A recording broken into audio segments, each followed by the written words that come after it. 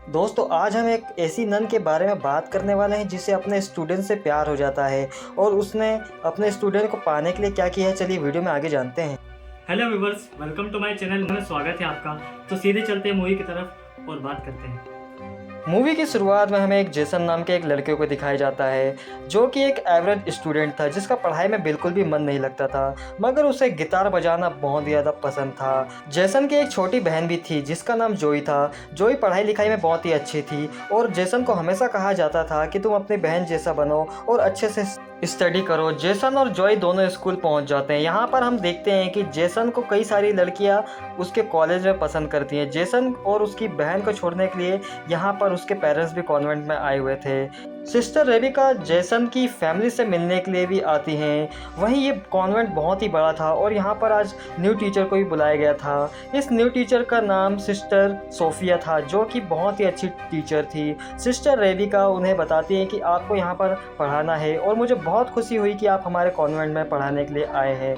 Sister Rebecca sister Sophia को अपने साथ में लेकर जा रही थी, जहां हम देखते हैं कि सिस्टर सोफिया पहली बार जेसन को देखती है और उसे देखकर उसकी तरफ अट्रैक्ट होने लग जाती है। सिस्टर रेबिका बताती है कि ये हमारे स्कूल का एक एवरेज स्टूडेंट है, इसको आपको ध्यान देना है और ये आपके ही क्लास में पढ़ने वाला है। सिस्टर रेबिका सिस्टर सोफिया को कहती हैं कि चलिए मैं आपको आपका नया कमरा दिखा देती हूँ। फिर सिस्टर रेबिका सिस्टर सोफिया को उसके नए कमरे में लेके जाती है और कहती है कि आप अब यहीं पर स्टे करने वाली हैं।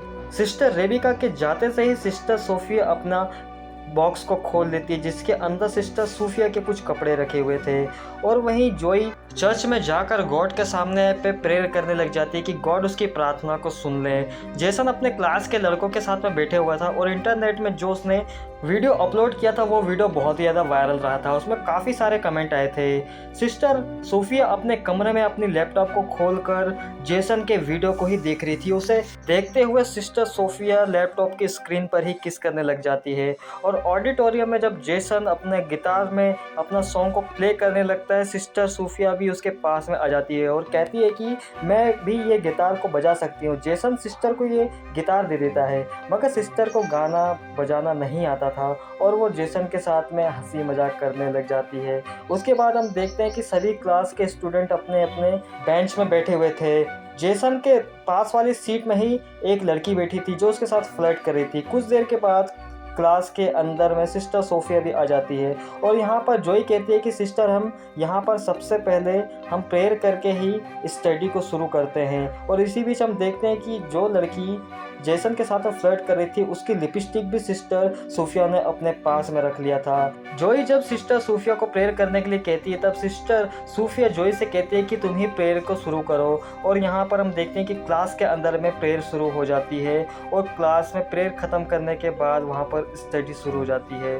जैसे ही इन लोग की क्लास ख़त्म हो जाती है, जोई जेसन से पूछने लग जाती है कि क्या तुम्हें सिस्टर सोफिया कुछ अजीब नहीं लग रही है। तभी हम देखते हैं कि जेसन के मोबाइल में एक मैसेज आता है और ये मैसेज वही लड़के ने किया था जो उसे बहुत ज़्यादा क्लास में पसंद करने लग जाती है।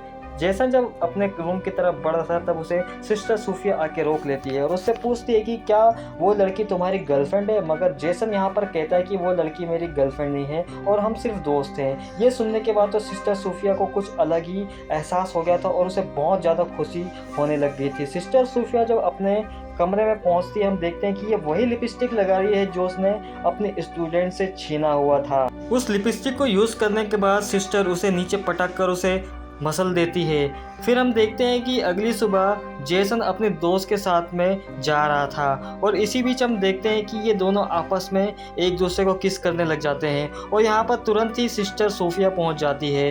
वो इस लड़की को वहाँ से जाने के लिए कहती है। जैसे ही उसने जेसन को ऐसा करते हुए देखा था उसे बहुत ज़्यादा गुस्सा आ गया था। वो ये कहती है कि अगर तुमने ऐसा किया तो मैं तुम्हें स्कूल से निकलवा दूंगी। और सिस्टर सोफिया इस लड़की को बहुत ही गुस्से में देखने लगती है और उसके हाथों में जो लॉकेट था सिस्टर सोफिया ने उसे इतना तेज़ गड़ाया कि सिस्टर सोफिया के हाथ में चोट भी लग गई थी। क्लास ख़त्म होने के बाद सभी स्टूडेंट जब बाहर जा रहे थे तब सिस्टर सोफिया जेसन को रोक लेती है और कहती है कि तुम मुझे झूठ क्यों बोल रहे थे कि वो लड़की तुम्हारी गर्लफ्रेंड नहीं है। और जेसन कहता है कि वो लड़की मेरी सच में गर्लफ्रेंड नहीं है। मगर ऐसा देखने के बाद तो सिस्टर सोफिया को बहुत ज़्यादा गुस्सा आ गया था, मगर वो किसी भी हालत में जेसन को पाना चाहती थी। सिस्टर सूफिया जेसन को अपने हॉस्टल में बुलाती है। उस वक्त सिस्टर अपने कपड़े बदल रही थी और जैसे ही जेसन वहाँ पर पहुँचता है उसने सिस्टर को उस हालत में देख लिया था। वो सिस्टर को देखकर वहाँ से फ़ौरन भागने लग जाता है, मगर ये सब कुछ तो सिस्टर सूफिया का प्लान था। वो चाहती थी कि जेसन यहाँ पर आए और उसे देखकर वो सिस्टर सूफिया के ख्यालों में सो जाए, और वैसा भी होता है। जेसन जब अपने घर में सो रहा था अपने रूम में, वो रात भर सो नहीं पा रहा था। वो सिस्टर सूफिया के ही सपने रात भर देख रहा था, और सुबह के वक्त जब जेसन स्कूल में पहुंचता है तब उसके सामने फिर से सिस्टर सूफिया आ जाती है। सिस्टर सूफिया जेसन से कहती है कि तुम मेरे हॉस्टल में क्यों नहीं आए। फिर उसके बाद जेसन वहां से चले जाता है। फिर जेसन के सामने वैसे ही वो दूसरी लड़की आ जाती है, और ये सब सिस्टर सूफिया देख रही थी। सिस्टर सूफिया को बहुत ही गुस्सा आ रहा था, मगर वहाँ पर सिस्टर रेबिका भी आ जाती है। इस वजह से सिस्टर सूफिया जेसन को कुछ भी कह नहीं पाती है। जेसन की जब गाड़ी गुजर रही थी तो सिस्टर सूफिया उसे बाय करने लग जाती है। जेसन अपने घर में पहुंचकर अपना गिटार ले लेता है और वहां पर म्यूजिक प्ले करने लग जाता है। तब उसके पेरेंट्स उसे अपने पास में बुला लेते हैं। किसी बात को लेकर के जेसन और उसके फैमिली के बीच में थोड़ी बहस हो जाती है, और सिस्टर सूफिया भी जेसन के घर के बाहर पहुंच गई थी। और जेसन जब गार्डन में बैठा हुआ था, सिस्टर सूफिया उसे चुपचाप छुपके से देख रही थी, मगर गलती से सूफिया के पैर में एक डस्टबिन आ जाता है, और जेसन को ऐसा लगता है कि शायद यहाँ पर कोई मुझे देख रहा है। और जैसे ही सिस्टर सूफिया को देखने के लिए आता है, वैसे ही उसके पेरेंट्स उसे बुला लेते हैं, तो वो सिस्टर सूफिया को देखने नहीं आ पाता। सिस्टर सूफिया फटाफट अपनी गाड़ी में बैठकर वहाँ से चले जाती है और अपने हॉस्टल में पहुँच जाती है। वो हॉस्टल के एक कमरे की तरफ जा रही थी, और सिस्टर रेबिका ने देख लिया था सिस्टर सूफिया इतनी रात में हॉस्टल में क्या कर रही है। सिस्टर सूफिया हॉस्टल के एक कमरे में पहुंचती है जहां पर लड़कियां सो रही थी। ये वही लड़की थी जो जेसन के करीब में आना चाह रही थी। सिस्टर सूफिया एक गांजा निकालती है और उस लड़की के बुक के अंदर में रखकर वहां से चुपचाप जाने लग जाती है, मगर वहां पर उस वक्त सिस्टर रेबिका पहुंच गई थी। सिस्टर रेबिका सिस्टर सूफिया से पूछती है कि तुम यहाँ पर क्या कर रही थी। सिस्टर सूफिया सिस्टर रेबिका को कहती है कि मैं यहाँ पर चेक करने आई थी कि सभी लड़कियाँ ठीक है या नहीं, और वहीं दूसरी लड़की जाग गई थी और इन दोनों सिस्टर की बातें सुनने लगी थी। अगले दिन जब क्लास में मॉर्निंग प्रेयर हो रही थी, मॉर्निंग प्रेयर ख़त्म होने के बाद में सिस्टर सूफिया सभी लोगों को बुक को ओपन करने के लिए बोलती है, और यहाँ पर इस लड़की को रंगे हाथों गांजे के साथ में पकड़ लेती है। इस लड़की को पता भी नहीं था कि उसके बुक में आखिरकार ये गांजा कहाँ से आया है। ये लड़की हैरान थी कि मेरे बुक में आखिरकार ये गांजा कहाँ से आया। सिस्टर रेबिका उससे कहती है कि तुम यहाँ पर ड्रग्स लेके आई हो, और उसे तुरंत सिस्टर रेबिका के ऑफिस में लेकर जाती है और सिस्टर रेबिका को बताती है कि ये स्कूल में गांजा लेके आई है। अगर ये लड़की ऐसा करेगी तो हमारे सभी कॉन्वेंट के स्टूडेंट बिगड़ जाएंगे। और वो सिस्टर सूफिया सिस्टर रेबिका से कहती है कि इस लड़की को हमें स्कूल से निकालना पड़ेगा, यही हमारे स्कूल के लिए ठीक होगा। सिस्टर रेबिका सिस्टर सूफिया की बात से सहमत थी और इस लड़की को अपने कॉन्वेंट से वो बाहर निकाल देती है।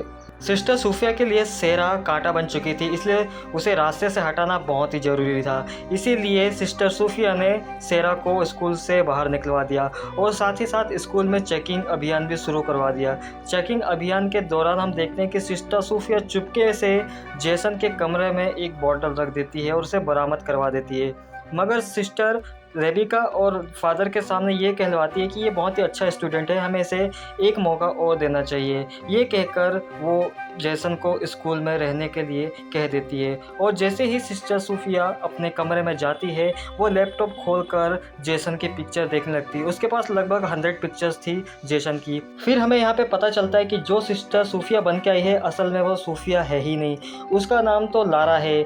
उसने सिस्टर सूफिया को एक रॉड से घायल कर दिया और उसकी जान लेने के बाद उसे एक सुनसान इलाके में ले जाकर सिस्टर सूफिया की लाश को दफन कर दिया। उसके बाद लारा खुद सिस्टर सूफिया बन गई।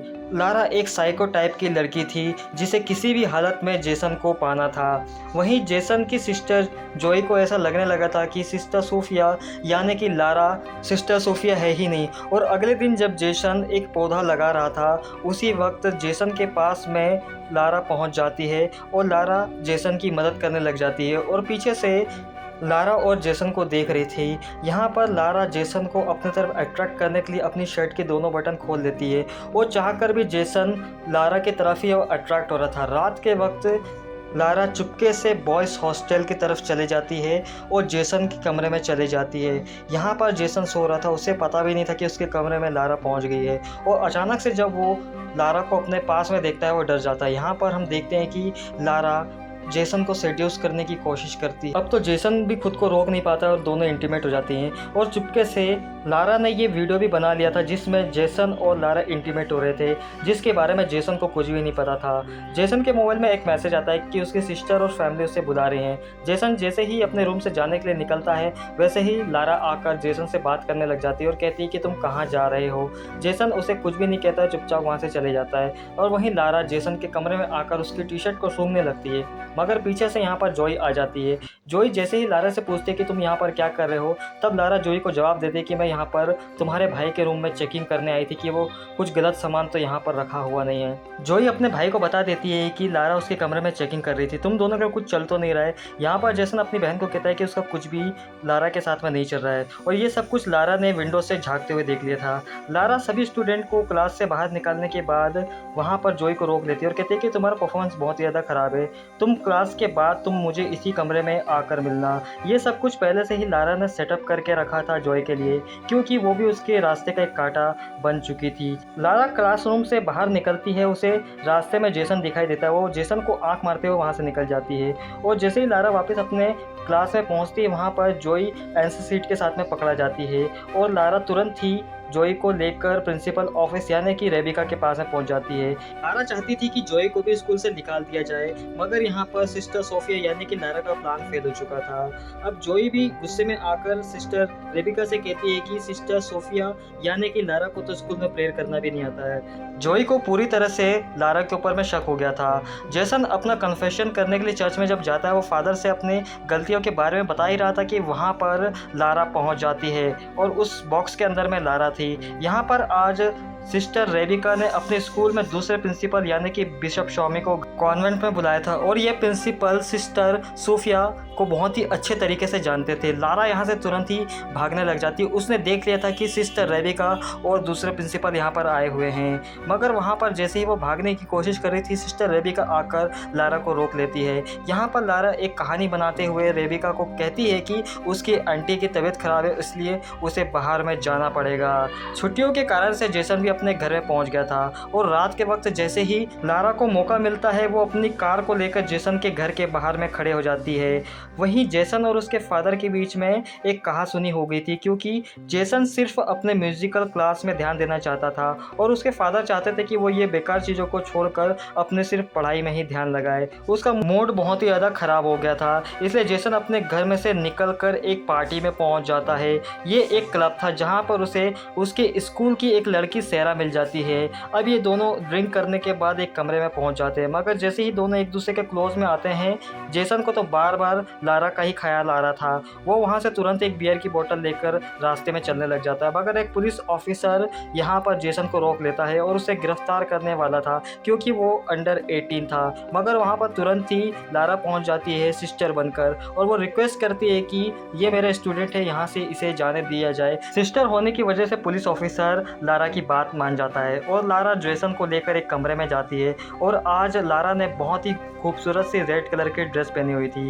लारा जेसन के करीब आने की कोशिश करती है, मगर जेसन उसे अपने करीब में आने से मना कर देता है और वो घर से बाहर चले जाता है और एक टेबल में बैठ जाता है। कुछ देर के बाद उसके पास उसके डैड भी पहुंच जाते हैं और उसे समझा बुझाकर अपने घर में लेके आ जाते हैं। जेसन भी अपने डैड की बात मानता है और अपने घर में पहुंच जाता है।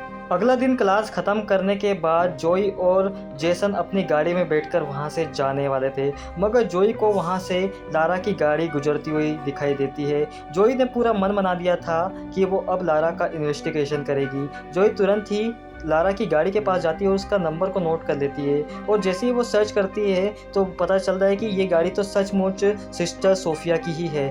लारा ने जेसन को अपने रूम पर बुलाया था और जब लारा के रूम पर जेसन पहुंचता है वहाँ पर लारा बेहोशी की हालत में मिलती है, मगर ये सब कुछ तो लारा नाटक कर रही थी। वो देख रही थी कि जेसन उससे प्यार करता है या नहीं। फिर वहाँ से तुरंत ही जेसन चले जाता है। लारा अपनी क्लास में सभी स्टूडेंट को पढ़ा रही थी, मगर यहाँ पर चौंका देने वाली बात हमें ये दिखाई देती है कि सेरा वापस इस क्लास में ज्वाइन हो गई है। सिस्टर सोफिया से जब सारा कहती है कि ये लड़की यहाँ पर कैसे आ गई, तब सिस्टर रेबिका बताती है कि वो अब यहाँ पर आ गई और उसने माफ़ी भी मांग ली जो भी उसने किया था उसके लिए। यहाँ पर लारा को बहुत ही गुस्सा आ रहा था रेबिका के ऊपर में। जोई अपने स्तर पे इन्वेस्टिगेशन कर रही थी लारा के बारे में। उसे कोई भी प्रूफ ऐसा नहीं मिल रहा था जिससे कि ये पता चल सके कि लारा सोफिया नहीं है।